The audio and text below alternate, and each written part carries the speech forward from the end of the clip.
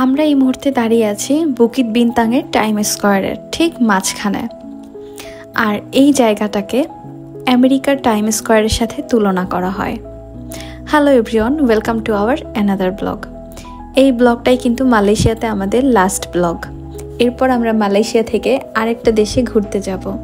তো সেটা দেখার জন্য অবশ্যই আমাদের চ্যানেলটা সাবস্ক্রাইব করে আমাদের পাশে থাকতে হবে। নিউ ইয়র্কের টাইম স্কোয়ারের সাথে মালয়েশিয়ার কুয়ালালামপুরে অবস্থিত এই বুকিত বিনতাংয়ের টাইম স্কোয়ারের একটা তুলনা করা হয়, কেননা রাত যত বাড়তে থাকে এখানে মানুষের সমাগম ততই বেড়ে চলে। বলা যায় এই টাইম স্কোয়ারটা মালয়েশিয়ার প্রাণকেন্দ্র। আর আজকের দিনটা ছিল চাঁদ রাত, মানে আগামীকালকেই হচ্ছে ঈদ। তো বাইরে যেহেতু গরম ছিল, যার জন্য একটা জুস কিনে এখন হচ্ছে হাঁটা শুরু করলাম। আর গুগল ম্যাপ দেখে হচ্ছে আমাদের যেদিকে মন চায় ওইদিকেই হাঁটবো। আশপাশটা একটু ঘুরে দেখবো আর কি, যেহেতু আগামীকালকে আমরা এখান থেকে চলে যাচ্ছি।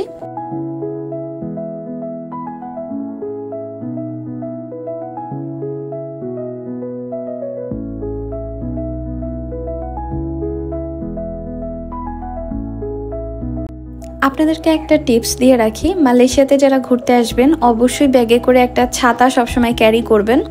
আমরাও কিন্তু একটা ছাতা নিয়ে বের হয়েছি, কারণ এখানে না হুটহাট করে বৃষ্টি চলে আসে। বৃষ্টিটা কিন্তু বেশিক্ষণ স্থায়ী হয় না, কিন্তু তারপরও এখানকার ওয়েদার না খুব তাড়াতাড়ি চেঞ্জ হয়। এই বৃষ্টি আবার হচ্ছে ওয়েদার ঠিক হয়ে যায়। তো যাই হোক, এই যে বৃষ্টি হয়েছিল একটু আগেই, যার জন্য ওয়েদারটা বেশ ভালো লাগছে। প্রচণ্ড গরম ছিল, এখন বেশ ঠান্ডা লাগছে। তো তারপর আমার হাজব্যান্ড বলল যে এখানে কাছেই হচ্ছে ফিলিপাইনের খুবই ফেমাস একটা চিকেন ফ্রাইড দোকান আছে, যেটা নাম হচ্ছে জলিবি। তো আমাকে বলল যে তোমাকে ওখানে নিয়ে যাই, চলো। তো আমিও তার কথা শুনে আর লোভটা সামলাতে পারলাম না, বললাম যে আচ্ছা ঠিক আছে তাহলে চলো যাই, যেহেতু এখনও বিকেল টাইম। আর বলা যায় সন্ধ্যার পর থেকেই এই বুকিত বিনতাংয়ের যে টাইম স্কোয়ার এরিয়াটা, এটা হচ্ছে মানুষজনের আনাগোনা বাড়তে থাকে। তো ভাবলাম ঠিক আছে এই সময়টুকু আমরা জলিবিতেই কাটাই। আর আমাদের আসতে বেশি একটা সময় লাগেনি, আমরা যে হোটেলে উঠেছি ওখান থেকে প্রায় 5 থেকে 6 মিনিটের মতো সময় লেগেছে হেঁটে আসতে। তো বাইরে হচ্ছে একটু আগেই বৃষ্টি হয়েছে, আর বৃষ্টির মধ্যে হচ্ছে চিকেন ফ্রাই খেতে আমি জানি সবার খুব ভালো লাগে।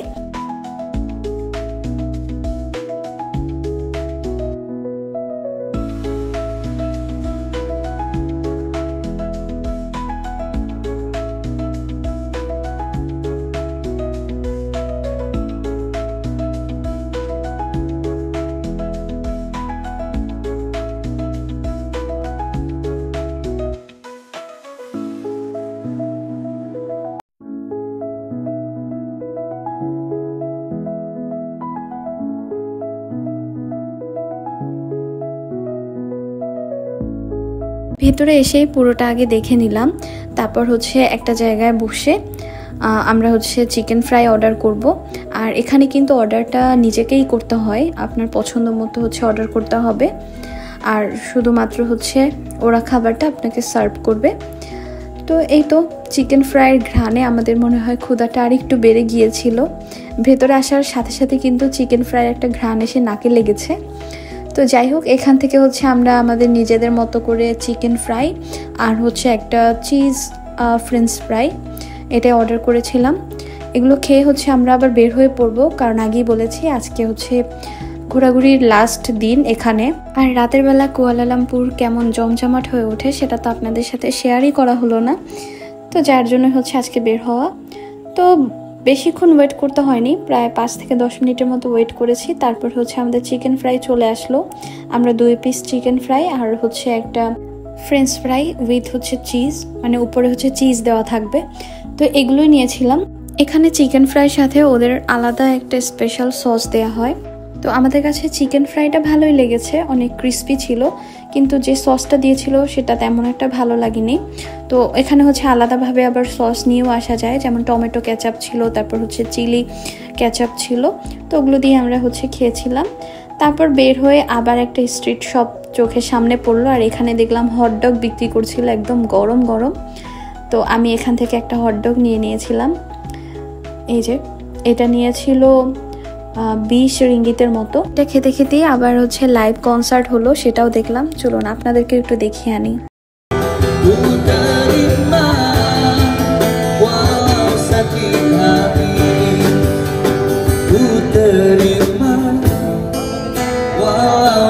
hati-hati.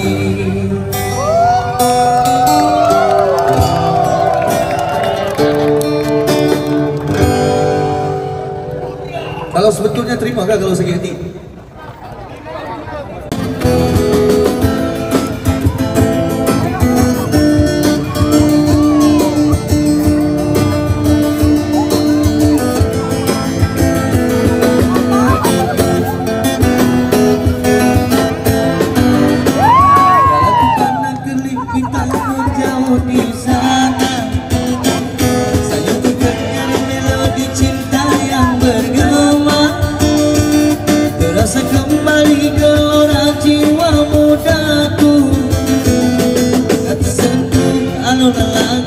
Semadu kopi kandu, api asmara yang dahulu pernah membara. Seperti ada bagai ciuman yang pertama. Tak tertunggu saat dan ikut irama. Tak terlena oleh pesona alunan kopi kandu. Irama kopi kandu dan ceria.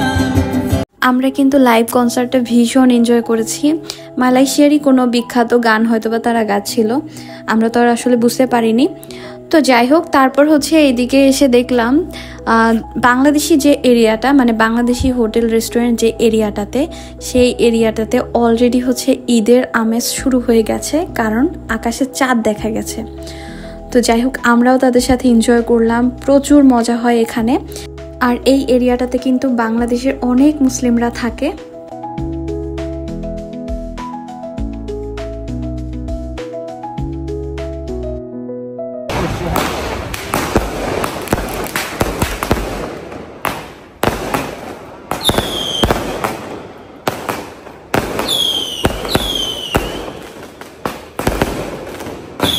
আমাদের শেষ দিনটা কিন্তু মালয়েশিয়াতে ভালোই কেটেছে, ঈদের একটা আমেজও পেলাম এখানে।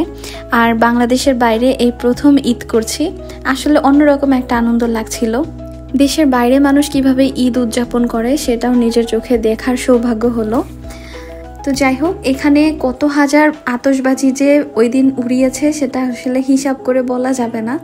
পুরো আকাশটা হচ্ছে রঙিন হয়ে উঠেছিল, আর সবার মধ্যেই না একটা ঈদের আনন্দ আমি দেখতে পেয়েছি। মালয়েশিয়াতে যারাই ঘুরতে আসবেন চেষ্টা করবেন বুকিত বিনতাং এরিয়াতে হোটেল নেওয়ার, কারণ এখানে বাংলাদেশি হোটেলের কোনো অভাব নেই, বিশেষ করে খাবার দাবারের ক্ষেত্রে। এখানে পদ্মার ইলিশ থেকে শুরু করে চিংড়ি মাছ, বাংলাদেশি সব ধরনের মাছ, মাংস সব কিছু পাওয়া যায়। আমরা এখানে এসে ইলিশ মাছও ট্রাই করেছিলাম, আর হচ্ছে এখানে রসগোল্লা পাওয়া যাচ্ছিল একদম গরম গরম, তো সেটাও খেয়েছি। তো যারা হচ্ছে হালাল খাবার খুঁজে থাকেন সবসময়, তো তাদের জন্য কিন্তু এই জায়গাটা বেস্ট। এখানে আসলে খাবার দাবারের কোনো প্রবলেম হবে না। তো যাই হোক, এই হচ্ছে আমাদের মালয়েশিয়াতে শেষ দিনের একটা ব্লগ। আগামীকালকে ঈদ, আর যেহেতু আমরা আগামীকালকে আবার বের হয়ে পড়বো নতুন একটা দেশের উদ্দেশ্যে, তো এখন হচ্ছে আমরা হোটেলে ফিরে যাব। আর আজকের এই ব্লগের কোনো অংশ যদি আপনাদের ভালো লাগে অবশ্যই একটা লাইক করবেন, চাইলে কমেন্ট করেও জানাতে পারেন। আমাদের নতুন নতুন ব্লগগুলো দেখার জন্য আমাদের চ্যানেলটা চাইলে সাবস্ক্রাইব করে রাখতে পারেন। সবাই ভালো থাকুন, সুস্থ থাকুন, জেমস অ্যান্ড লিয়াস লাইফস্টাইলের সাথেই থাকুন। Have a good day.